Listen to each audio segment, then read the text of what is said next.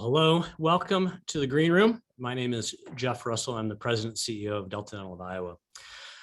One of the best ways that I learn is with dialogues with a variety of people over a cup of coffee. And we started the Green Room to try and bring you into that conversation. So I'm really excited about our opportunity today to talk with a leader in the insurance business and the innovation business, Jason Gross from Manchester Story. So a couple of housekeeping things. So today's event will be recorded, so know that. We'd like to have you become a part of our table. So go ahead and chat any questions that you might have in the chat, and we'll take those as we have a chance. So the topic today is thinking forward. It's really about innovation and the workforce. Again, as I said, I'm happy to have Jason be on this call because he's really one of the people who I've enjoyed getting to know over a cup of coffee or maybe an adult beverage and having this wide-ranging conversation. So, as we've had this Green Room in the past, a lot of times we've explored various leadership topics, but today we're going to take on workforce and benefits in particular. That's something we think a lot about here at Delta Dental. And so before I get to Jason, I wanted to create some context around the conversation that we're going to have today.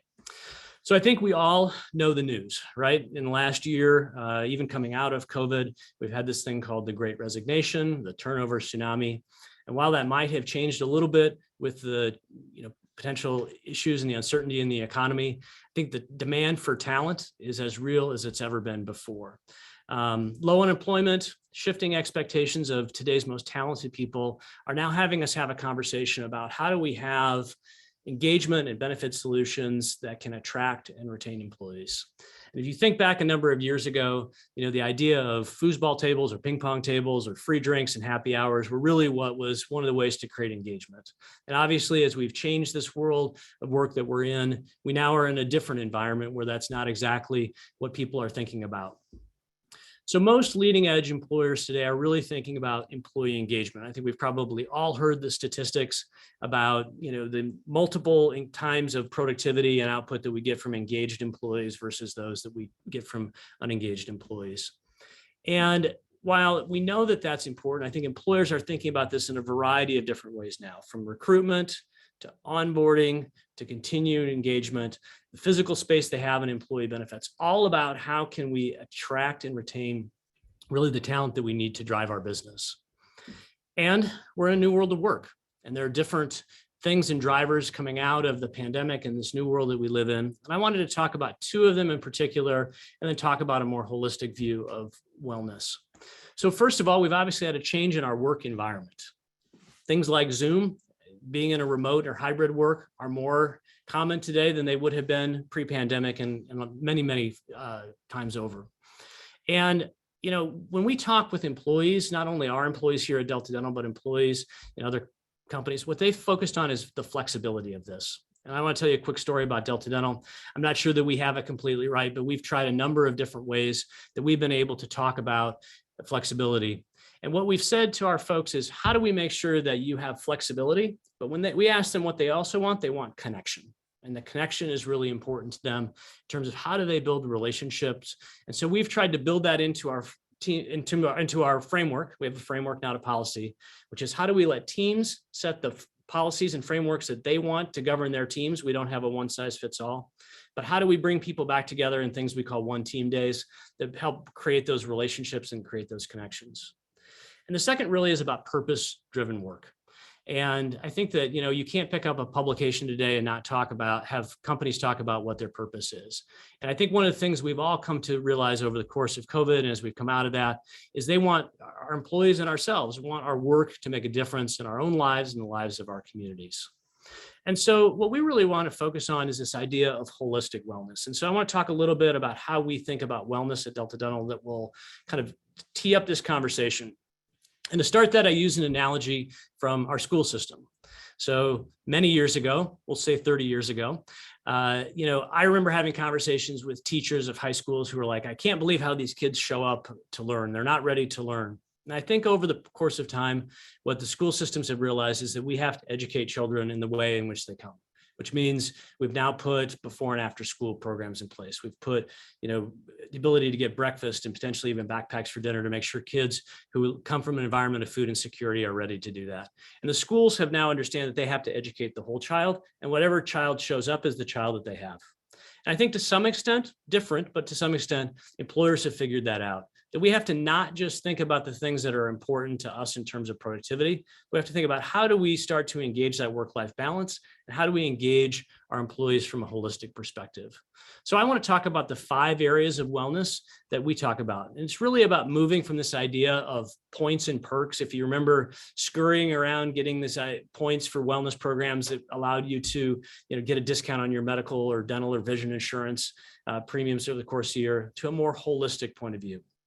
So first of all, really is physical wellness. Obviously, those things still matter.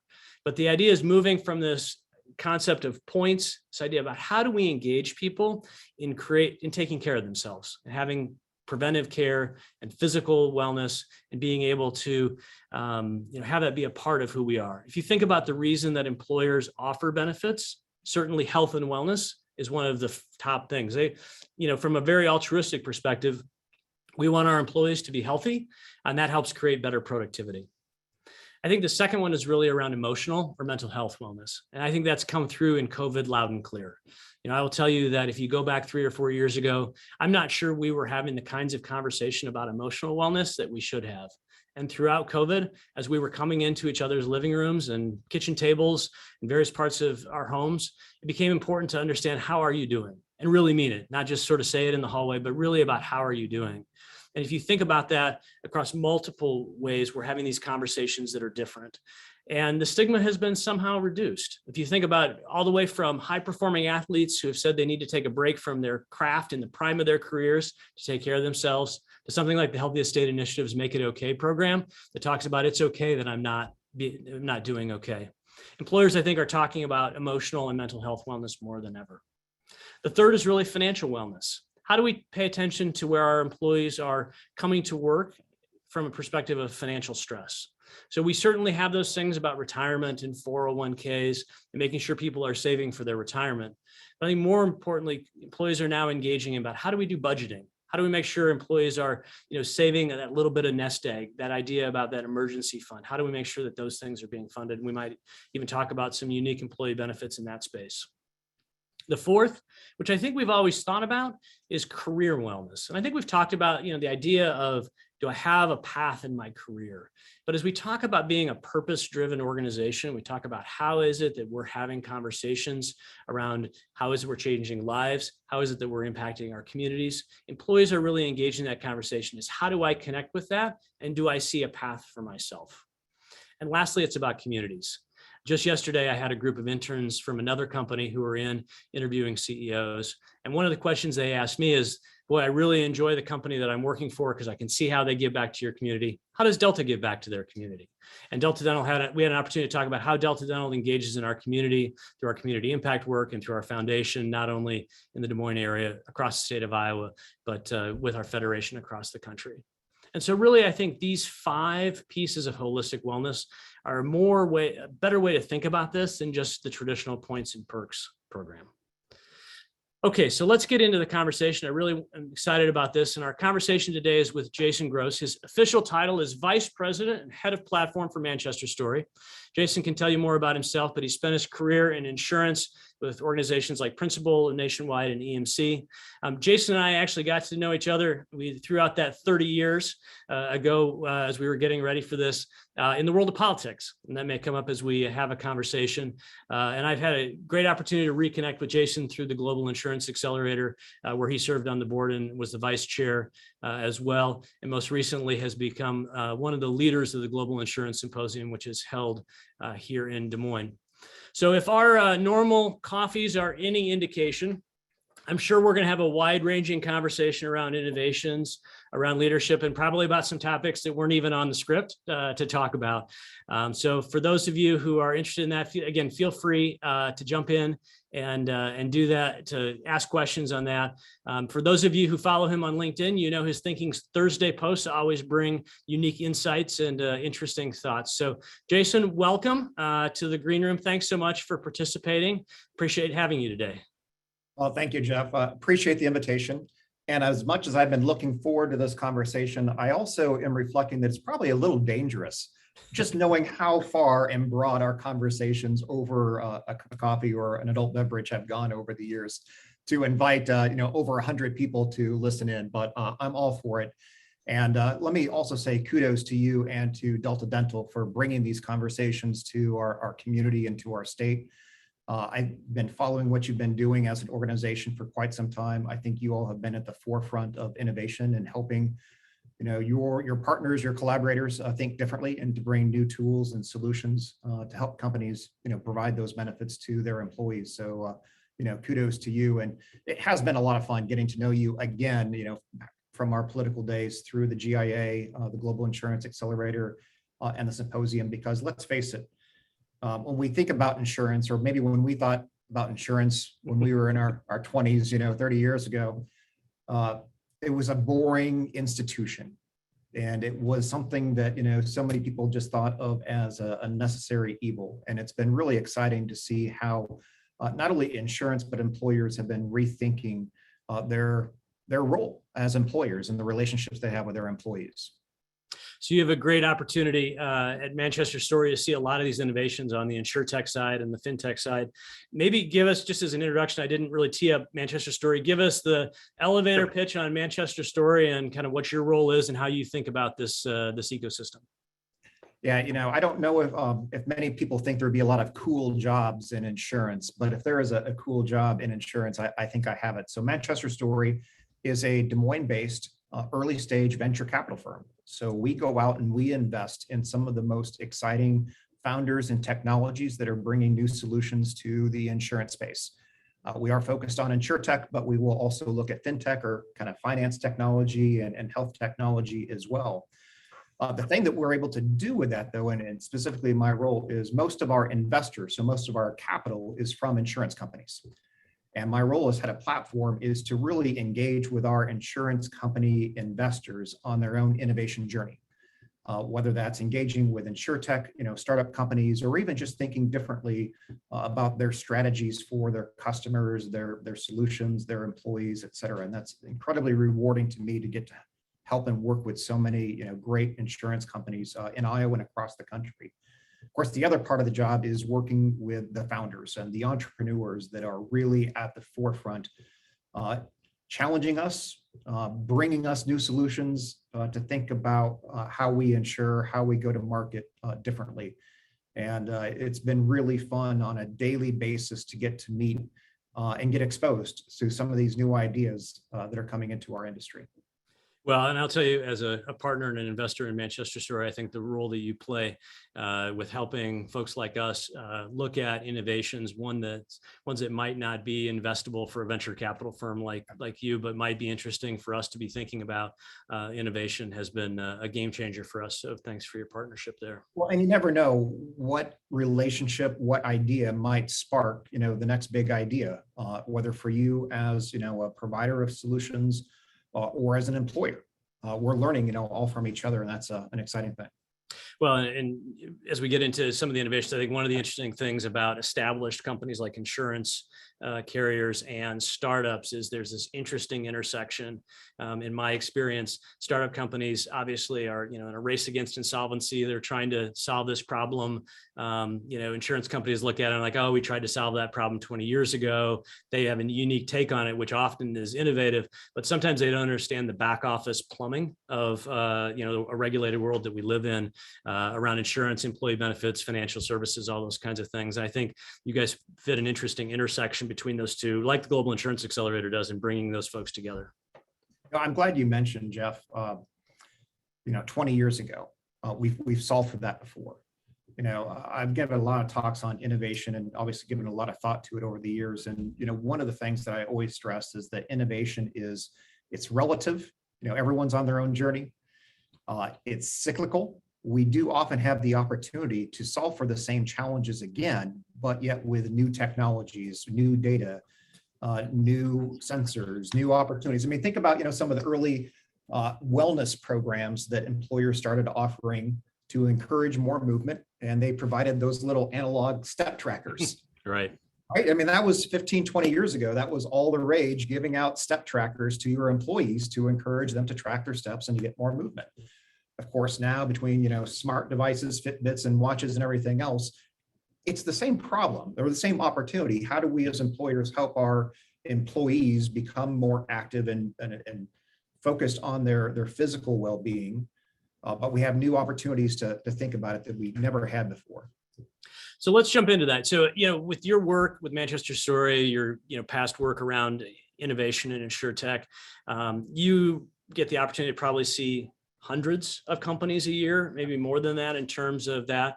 As you think about workforce and the future of work, this new world of work that we live in, and the benefit space in particular, talk about some of the innovations that you've seen and how you think about those, and then we'll dive deeply into those.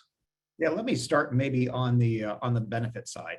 And we've had this conversation, and I'm sure all of our attendees today have seen the arc as well, from offering a traditional health plan, maybe a life plan, and dental and vision.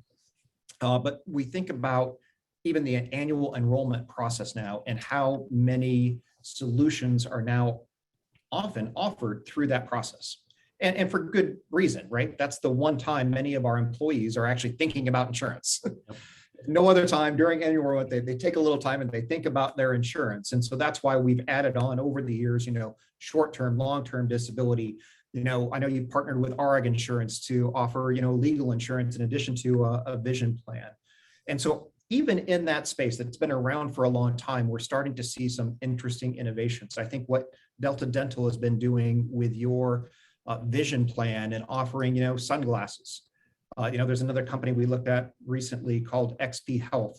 One of the challenges with even in just the vision insurance space, for so many of our employees that have 20/20 vision, they're paying for it, but they never really feel like they get any benefit from it. Yeah.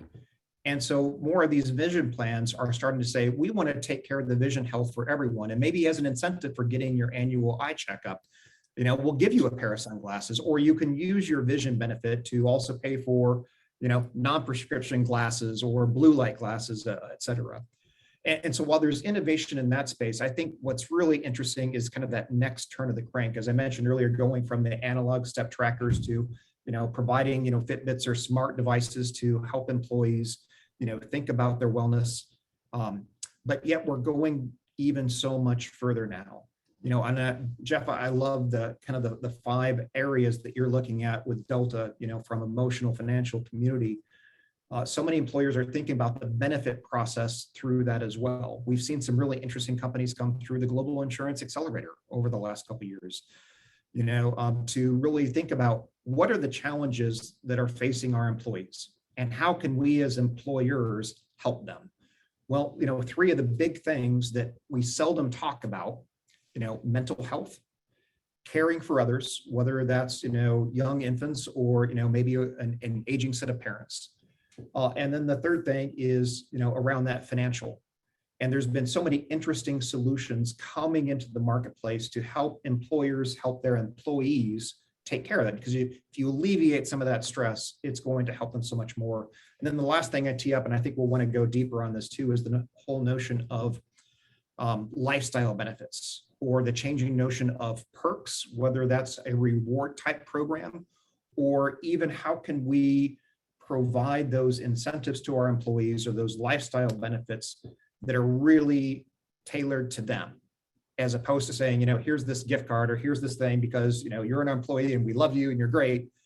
But letting them choose whether they want, a credit for Uber or a credit for, DoorDash or credit for their Netflix or whatever else, those lifestyle benefits. And actually one of the companies that we've invested in here at Manchester Story called Fringe does exactly that. I think that's just a really interesting kind of evolution of this path that we've been on. So there's a whole lot there. Let's chunk this down a little bit and unpack it. Let's talk about sort of these new approaches to traditional benefits. I think that's one you mentioned. So one of the things that we believe, and I believe, is that, if you have an intangible product, right, we'll take vision insurance because that's the one you mentioned. The reality is that the only time I think about vision insurance is when I sign up, or maybe when I get my eyes checked, maybe when I buy my glasses or contacts.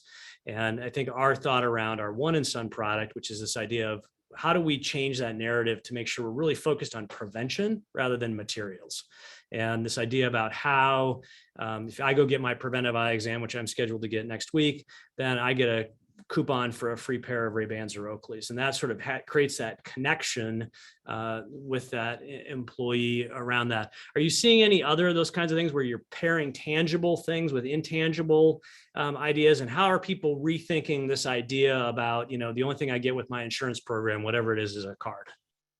Yeah, no, absolutely. And it's not just in the benefit space too, it's really across the entire insurance value chain, because even we think about our traditional insurance products for our auto, home, renters, whatever else, so much of insurance has just been about what happens when something goes wrong. Right. How are we fulfilling our promise and giving a good claims experience? And increasingly, I think the bar has been raised across the board, from insurers, regardless of what product you're insuring, as you said, to more of a preventive. The best claim for any insurance carrier is one that we don't have to pay. But why leave that to chance when we have an opportunity to really help our customers, whether those are employers or employees, mitigate those losses up front.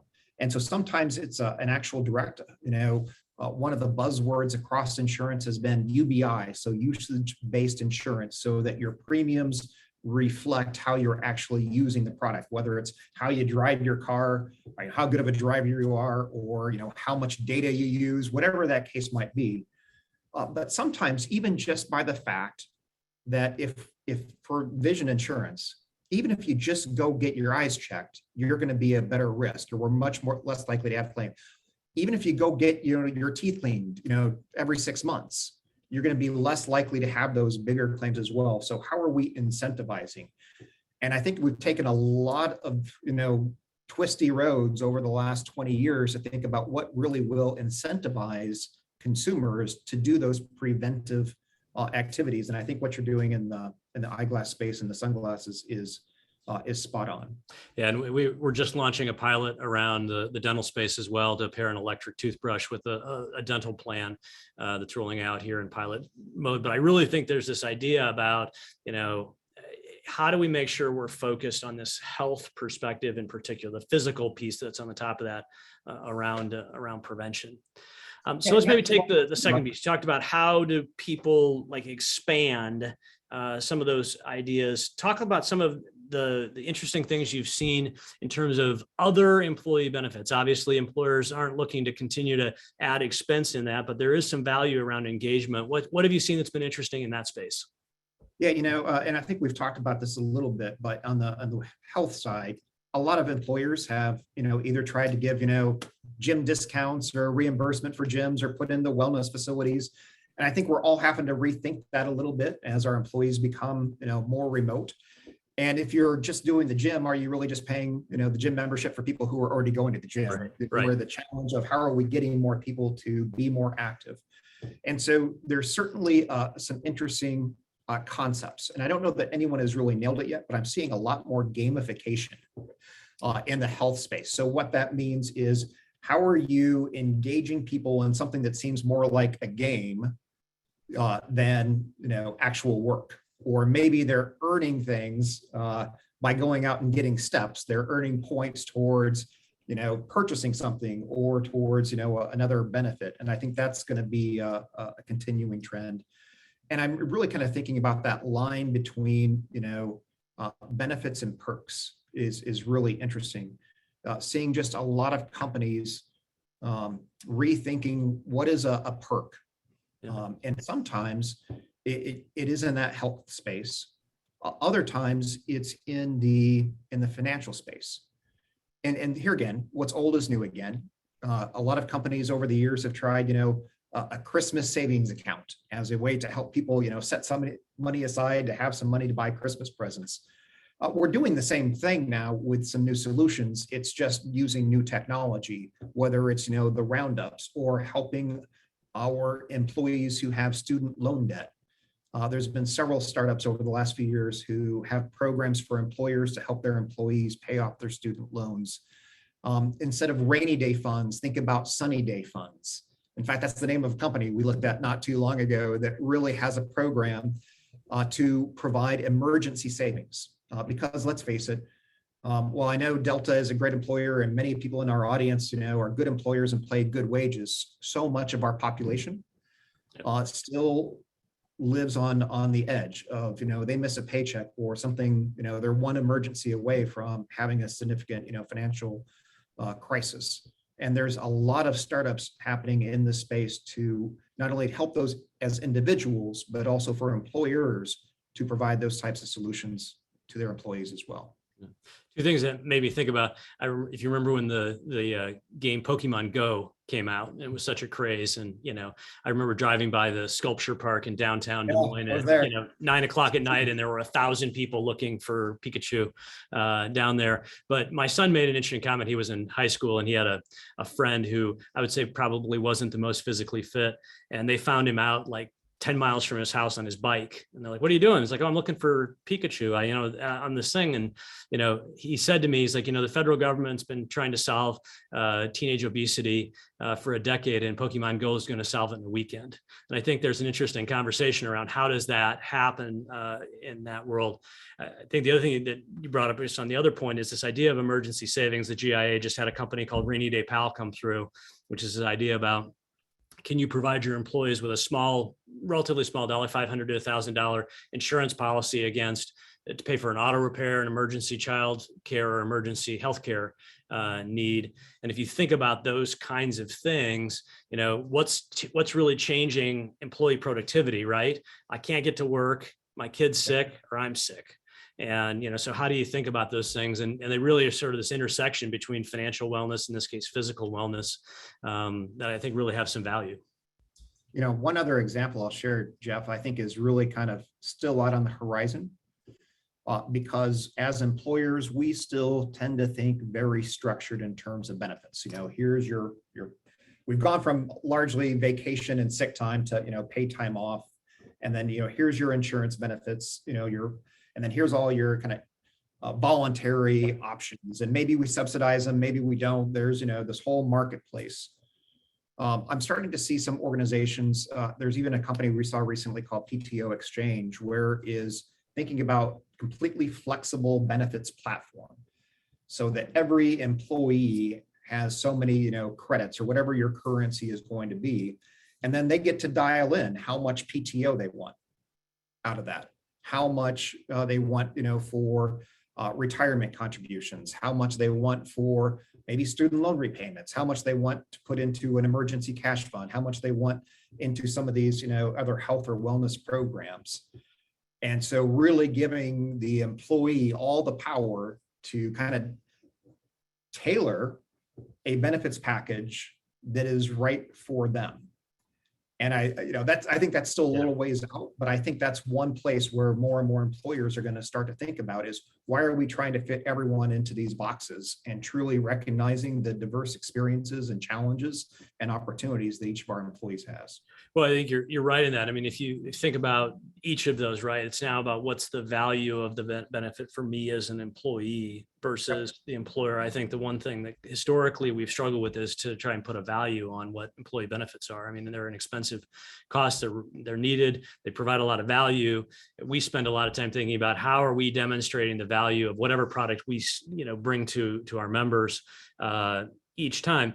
Your platform Fringe that you're invested in, I mean, it's pretty clear, right? If I have $25 or $50 a month that as an employer I'm paying into that, they're getting an opportunity really to choose in that. And I think that's an interesting way to think about, one size doesn't fit all in this world. Absolutely. And let's face it, I think that's a broader, opportunity across the insurance landscape, is kind of the opportunity for hyper personalization. All right. While that also presents certain challenges on the insurance side, not to geek out on the insurance side too much, but insurance is based on, the theory of large numbers. You put enough people into a pool, into a risk pool, and it kind of normalizes and averages it out. It's been always difficult to try to segment or, really kind of adequately price and still be equitable. And that's why we are a regulated industry across a broader population. But new data, new sources, new computing power is all giving us opportunities to rethink things. Yeah. So we'll pause there. Feel free to join us in the chat if you have questions around innovation. But one of the questions was around, let's go back a little bit to how we work and the work style. And one of the particular questions was around Delta Dental's One Team Day. So let me take that. And then I want to get your sense about broadly how you're seeing companies address, solutions for a hybrid or remote workforce. So I skipped over a little bit. So thank you, Jody, for the question. When we went to our framework policy, again, the important part that our employees told us was that flexibility mattered, right? Yeah. I want control over the things that I can do, that, how I work. Right. So if I need to be home because the air conditioning guy's coming today, or I need to be right out at 5 o'clock to be at something for my kid's school, how can I have the flexibility to do that? And so we pushed all of that to our teams and said, you're the unit that understands this the best. There's not one size fits all in our business either. We had fantastic service numbers in 2021. So obviously they worked. Let's continue to do that. Let's not break that. But the other thing we heard was this idea of connection. And so we've done two things. One is what we call core days. I think a lot of people have them. Mondays and Wednesdays are our core days. And they're not mandatory, but what they let everybody know is that if you want to see somebody in the office, you're more likely to do that on Mondays and Wednesdays than you are any other day of the week. And so we have between 55 and 65% of our people actually in Monday, Tuesday, and Wednesday, drops down to about 40%. It's the summer, so we might actually see a little lower numbers than that here. But our One Team Days are really intentional. And what we've tried to do is to say 2 times a month, let's all be in the office together. And we're obviously a company that has a single headquarters here in Des Moines for Delta Dental of Iowa. And let's be in the office and let's be intentional about what we do. If we're all just going to come in and be on Zoom, it doesn't make a lot of sense for us to be in a physical proximity. So what we've done is we've said, okay, let's, whether we're going to do group training. So we've done training on a number of our values like ownership. We had a focus on diversity, equity, and inclusion just a couple of weeks ago around Indian culture, exposing our folks to a different type of culture that they might have done. We've done a give back scenario. Some days we've just said, hey, we're going to bring in lunch. We're going to pair you up with somebody you don't know. Go have lunch with somebody else and build a connection. And I think, to some extent, there's this, piece around how do we continue to allow flexibility, and then how do we also create connection? And so, Jason, I imagine that there are technologies that are out there that you've seen that are about how do we continue to create culture and connection, even when you might not be able to bring everybody back 2 times a month. I don't know if you can speak a little bit to that. So a couple of thoughts, Jeff. And first off, COVID, the pandemic, a very big dark cloud over all of us, our lives, our companies, but there have been many silver linings. And one more than anything else is the adoption of this type of technology. It's been around. During the financial crisis, 2009, 2010, I was at an organization. I had people reporting to me in Des Moines, Cleveland, Columbus, Scottsdale, and Oregon. And that's right when the first kind of like go-to meeting with a somewhat decent, webcam experience came out. And our rule was, hey, if we're going to be on the phone for more than 5 minutes, we turn on our webcams. Even, we did all of our team meetings through that go-to meeting interface. And the rule was, even for the folks in Des Moines, everyone was on that same interface. So everyone had the same experience, so that we didn't have, 5 people in one room and, and 5 people remote. That's still, I think, something that technology isn't quite there yet. We've all gotten really good at all being virtual. We're all good at all being together. Let's face it, for all of us who used to be the one person on a conference call when everyone else is in the room. I mean, there's been how many parodies and jokes about that. Right. The technology still isn't great for when we have that true hybrid and we have 5 people in the room and 5 people remote, but we're getting there. And I think some of the new solutions are only going to improve that. And some of it is just how we think about using these tools. The other thing I think is really about how we think about culture and the importance we place on employee retention. So much of the investments we've made in our employees over the years is because employee turnover can be expensive. And so we want to incentivize, build this culture. Even the Gallup organization with their, engagement survey, I always have loved the question, do you have a best friend at work? I got to tell you, that's the one question on the Q12 when we use it that I don't understand. I get the concept, but I think it's a terrible language. It could be worded much better, because it's very, not do you work with your best friend, Right. But let's face it, one of the things that make us stickiest as employees is when we like the people that we work with. And we have Absolutely. people Yeah, that no, we I can trust. completely agree with We that have sources concept. with. That is a big part. We also know the flip side of that is people, tend to leave organizations, either because of the manager or because of any number of cultural things. So we've all invested in cultural and benefits. But generations are changing and generational expectations are changing. When I entered the workforce, boy, if you were changing jobs every, 3 years, people would look at you and say, what was wrong with you? Yep.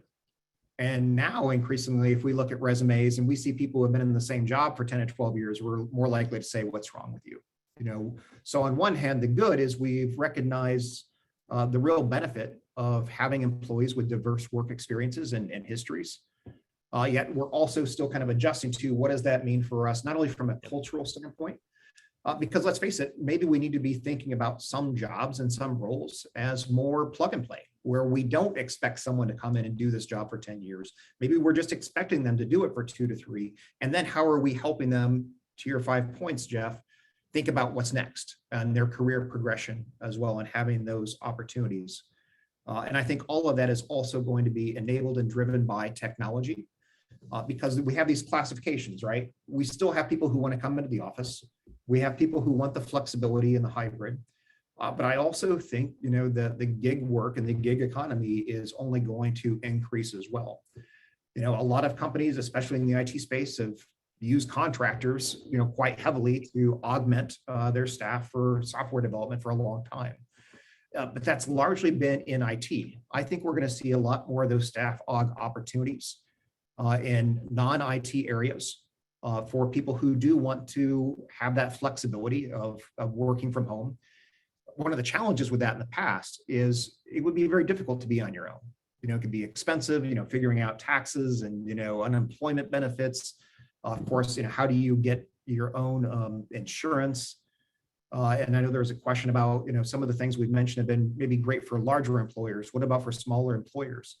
I think one of the great things that's happening with the startup space is so many of these solutions are actually tailored to small employers, or small employers that maybe are going through a PEO now have access to all kinds of solutions through that same marketplace that only larger employers have been able to offer in the past.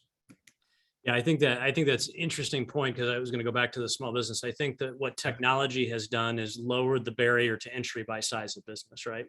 So if Absolutely. you think about the voluntary space, which you might have had to have been a large employer to get into, to offer these types of perks and things, a platform, I'm going to go back to Fringe, I think can scale down to, almost the smallest employer around that. If you think about the gig economy, I mean, as we think about, products and services, historically our company was built on relatively larger employers. We certainly sell individual. We now are really focused in the small business space, but what does that look like 5-10 years from now, right? Is that about, well, great, I'm going to actually create a gig kind of product with Delta Dental, and I'm going to just take it to whatever employer I'm going to go to, and they're going to help me fund that when I get there. But it's sort of a portable policy, if you think about that in its most basic, context. Yeah, and I think that portability is something we're just starting to see. In fact, just recently looked at a company that is offering, basically the equivalent of a portable 401k. Huh. So many gig workers aren't saving, what they should be saving, because either their employer or contractor doesn't offer a 401k, or there's not that match or those other benefits. But there are some new, financial tools available. Basically, it ends up being more like an IRA. But when you think about, for those who are thinking about changing not just jobs, but changing employers every 2 to 3 years, how are they able to build that up without having, all these small 401ks, and they have to think about rolling them over? And it's a lot, for some people to manage when they're managing, so many other things as well. So I think we're going to see more in that portability space as well. Yeah, it's a double-edged sword, because as an employer, you don't want people to think about portability, right? And at some point in time, we also have to think about, okay, great, I wish the world wasn't like this, but it is like this, and we've got to react to it. So, and I think that's what we're coming into, is the acceptance of, this next generation, not to stereotype by any means, but is going to be more inclined to move jobs more frequently and look for those different experiences. And, it's kind of getting that old adage we've probably all heard, what if we, invest in training our employees and they leave? And then, the flip side is, well, what if we don't and they stay? They stay, right. It's always hard to say when somebody goes and gets a better job somewhere else that maybe they were kind of blocked or they didn't have really the next path in your own organization for size or whatever reason. They get a great job somewhere else. I mean, my perspective has always been, treat them very well on the way out and always keep that door open, because sometimes the grass isn't always greener, and people go get experiences and bring them back to your organization. So. Sure. So let's one of the things that kind of has come up a couple of times in the questions, and we've touched on, is this idea about generational, right? At some level, we're moving back to a place where there's really 4 generations in the workforce. We have the tail end of the baby boomers, Gen Xers, which we probably qualify in that category, millennials, and now then we're just seeing Gen Z.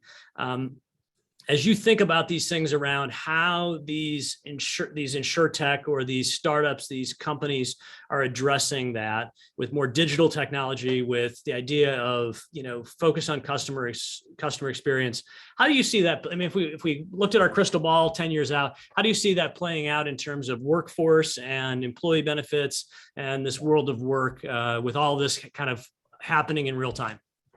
Jeff, I keep coming back to this notion of what's old is new again. But yet it's just enabled differently because technology exists today and will exist 10 years from now that wasn't available in the past. In many ways, I was a gig worker for much of my late 20s. I was doing political consulting. I had multiple clients, but I was really tethered to working out of their offices. I mean, I did go out and spend way too much money for a cellular modem. Kids out there, this little device I had to plug into my laptop computer. It's called a PCMCIA card that allowed me to dial into AOL at 28.8, KPS or KBS. Probably cost me an arm and a leg every time I did that to check email because, of roaming fees and data fees at the time. But I did it. If today's technology existed back in the 90s, maybe I'd be, if I was, single in that age, out working from a van, because the technology is enabling lifestyle options that were just never an option previously.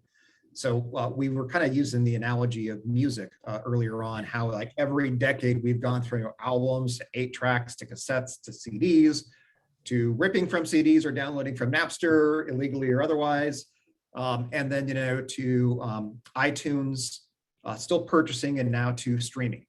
I mean, you think about that arc just of the last, 50 years of how much that industry has changed to say, what could possibly be next? When you can now, for what you used to spend for one CD, have access to any number of streaming services to play any song, anytime, anywhere, what could possibly be next? And I think that's the exercise we're going through in the benefit space. When we can now have people work anytime, anywhere, and still be effective, not for every job, there's still some things that have to be done in person. But for most of these, thought leadership roles, if it can be done anytime, anywhere, we have 2 mindsets. We can be really worried about how are we going to stay competitive if our employees can go and do things anywhere else, or we can look at it as an opportunity and say, how do we need to be thinking about our businesses, structuring how we do what we do and how we service our customers. And that's really, I think it's more of a mindset that many of us are trying to get our heads around, is what is going to be next for that generation, because it will be the same problems, there's new opportunities to see. Yeah, if you think about that, generationally, this idea, I think that there's a fair statement when I talk to various peers of mine of similar age or potentially older, this idea that, while we love this, thought of hybrid for flexibility, people have got to be in the office. We've got to bring them back to the office. And, and I agree that right now connections and relationships are probably best built there. I think we are better together in our organization, but I do know that that's going to change over time. I've used the analogy before when I was an early manager in my, the kind of mid to late 90s. One of my jobs, as dress code was just changing, right? We were moving from suits and ties to some idea of business casual, and Dockers published a little flyer that said, how do you dress business casual? But yeah, one of my jobs was to make sure that women, if they were wearing open-toed shoes, were wearing nylons with that. And when I say that, people of a younger generation just are like, how could you ever think that that was appropriate, right? Who cares, right? What they do.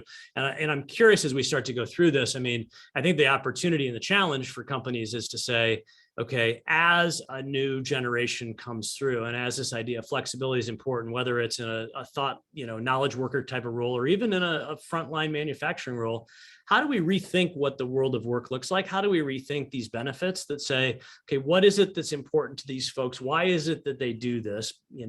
And how is it that we design the experience around that so that we can leverage this threat, which we've obviously been through over the last little bit here, into an opportunity for our workforce moving forward. And I think that, from my perspective, that's what we're trying to enable is to say, how do we help create some scale around that for, smaller employers and larger employers?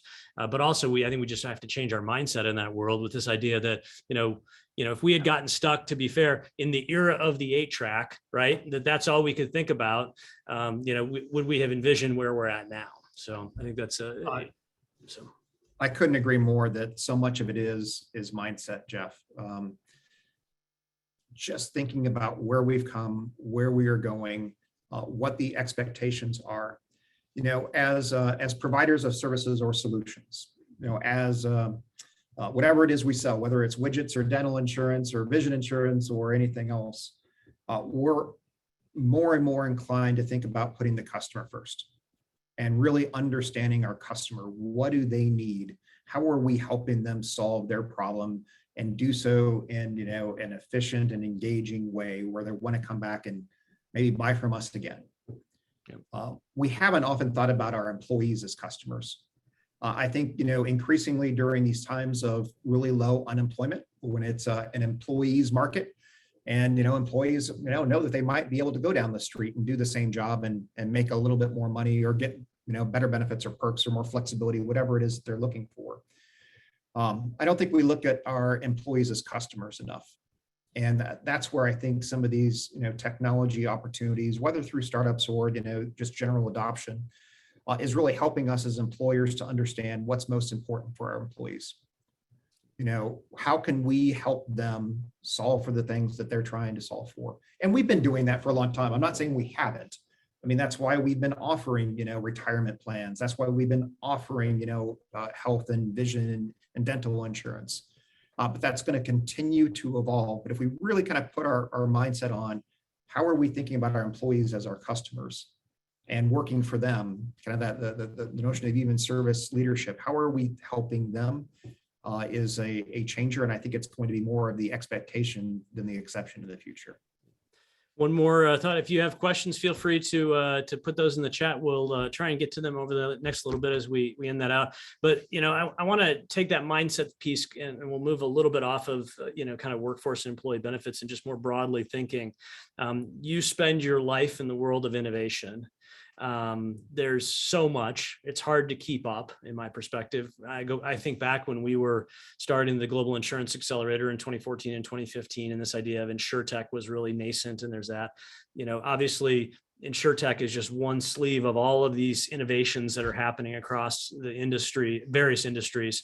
How do you keep up on innovation? What are some tips that you have in terms of how you think about staying current and making sure that you're changing your mindset with the market?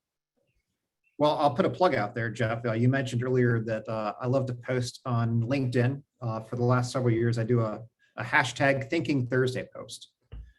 What I was really inspired by is carving out time every week to think.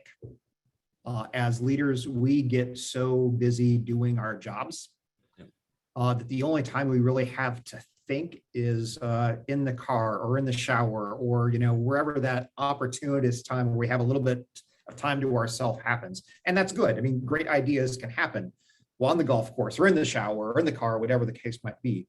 But most of us as leaders don't carve out time to just think about a problem, about an opportunity, about kind of playing out those thought exercises. What is this industry going to look like in 10 years? Where is AI going to be in 10 years? Where is automation going to be in 10 years?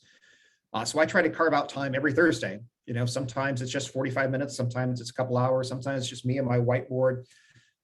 To give myself a challenge, a problem, a question, and think about it. And so oftentimes it's playing out those thought exercises about technology, about innovation, not just for the insurance industry, because the thing that I love about insurance is that we touch everything. There isn't a human behavior or a business out there that doesn't involve some risk.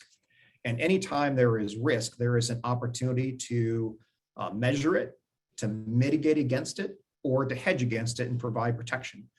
Just many things that we've thought about as risky activities were never easily insurable in the past because the technology didn't exist, or the scale didn't exist to build an insurance product around instant on life insurance or accident insurance if I'm going to go down a ski slope. But now there's plenty of apps out there that before I hit the slopes, AI recognizes, oh, Jason's at the ski resort, he's probably going to go skiing. For $20, we should offer him, $1,000 of accidental, whatever coverage. Or we're at the airport and says, hey, Jason's getting on a flight. Maybe we should offer him, an extra $100,000 of life insurance because he's going to be doing a risky activity, for $30. There are so many opportunities that we haven't had. So one, make time to think about it. And two, look at other industries. Look at how others are thinking about technology, whether it's how are others thinking about virtual reality or augmented reality, or about AI and automation. Even if you don't think that there is a use case for your company, I bet if you spend a little time, go on some field trips, go play with it, you will find that there's an opportunity for you, for your customers or your distribution as well. You're talking about risks. I was reading, I think it might have been in the Wall Street Journal, that there's now a company that before you get on a plane, you can pay $5. And if your bag gets lost, they'll go find it for you, make sure you get it back, which is a risk, I suppose. So, in fact, one of our newer portfolio companies, we can't talk about risk anymore without talking about cyber. Yep. So most employers, most companies anymore are getting, cyber insurance. It's still a relatively young space. But one of the biggest risks from a cyber perspective for most employers, most companies, are employee-owned devices. Yep. In fact, the big pipeline hack that happened a year and a half ago actually happened because of a mid-level employee responded to a phishing hack on his phone. The story goes, the hackers didn't even know this person worked for an oil pipeline. But they found a way in, and once they found a way in, they found out where he worked and found out through that same access point, they could hold an oil pipeline hostage. So we've actually invested in a company called Agency. It's a personal cyber insurance solution. So you can go out and buy an individual cyber policy. Not only does it provide, kind of the a tool to track, in the deep web search, kind of the LifeLock type thing too, but it also provides cyber coverage. While you can buy it directly, most of their traction is actually as an employee benefit. So more and more employers are paying for their employees to have a personal cyber protection to not only help them protect their personally owned devices, but also to provide that insurance coverage should something go wrong. Interesting. I want to go back to that comment about looking at innovation, looking at other industries. I think that that's probably the one thing that in today's world technology has reinforced is our bubble, right? If you think about it, your news feed now shows you things that you like. All of the searches come back to what's the predictive analytics about what I've done in the past, and we miss that idea about looking up and looking out. And I think that probably one of the most interesting things, one of the reasons I enjoy having coffee with people from all over is that the idea of exchanging that thing and how do we get outside our bubble. The other one that I talk about is, if you remember going back, if you will, the old Reese's peanut butter ad, your chocolate's in my peanut butter, your peanut butter's in my chocolate, they run into each other in the side. It's like, how do we combine things together? One that might come from our industry and one that might come from another industry, and put those things together. I think that's a real, just even your last example of Agency is an interesting one of taking this corporate cyber policy and connecting it with individual protection, and how does that work, and then realizing that could be valuable to an employer. How long does it take? I mean, with our legal product, I know the identity protection feature of that is probably as valuable as almost anything, because they help you restore your identity in that world. How much time does that take when you're trying to do it off the side of your desk while you're working in that world? I think it's an interesting place that innovations can come from anywhere. Here. That's so true. So we're wrapping up our time together. We appreciate for those of you who have joined us, coming, if you will, to the table at the coffee shop or after work for an adult beverage to join us. Maybe just wrap up as you think about the world as we think about it. What are the maybe 2 or 3 things that are top of mind as trends that employers should be thinking about moving into the next 3 or 5 years? And we can just wrap with that.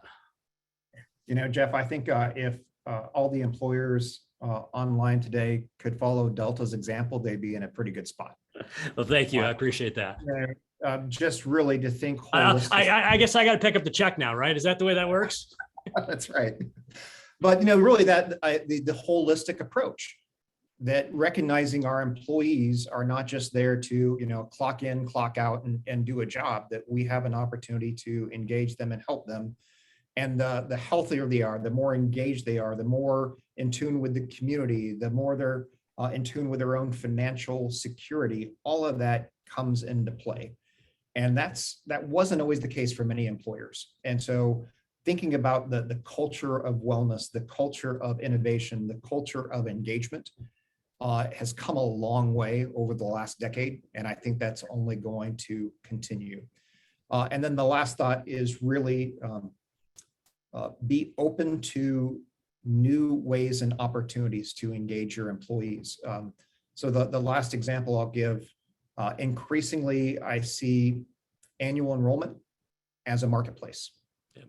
I'm also seeing, some carriers who are offering auto insurance, home insurance, renter's insurance through annual enrollment, because here again, we're tapping into the one time a year when people are actually thinking about insurance, which doesn't happen the other maybe 364 days. Right. So let's all be thinking about also engaging our employees when they're thinking about these types of challenges and solutions. Well, Jason, thank you. I appreciate you being willing to be a guest. Certainly, we'll connect in a less Zoom-like environment here soon. For those of you who have joined us, thank you for joining us in the green room. For those of you who are watching this on the recording, which we will be sending out shortly for those of you who are live, we'd love your feedback. Not only will you get a survey about that, but we'd love your feedback on topics. We do these about 4 times a year. We hope they create value for you. We appreciate all the time that you have, and we'll leave you with that last thought that I think Jason had is, part of the world that we live in is being open to new opportunities and new ideas. And I think that's something we can all learn. We can all get focused on whatever's right in front of us and all the things we have on our to-do list. But being able to look up and look out and get out of our bubble and see what innovations are out there is important. And we appreciate you spending 60 minutes of your life and your day talking about innovation, insurance, and employee benefits with us. So have a fantastic day, and we'll talk to you soon. Thank you, Jeff. Thanks, everyone.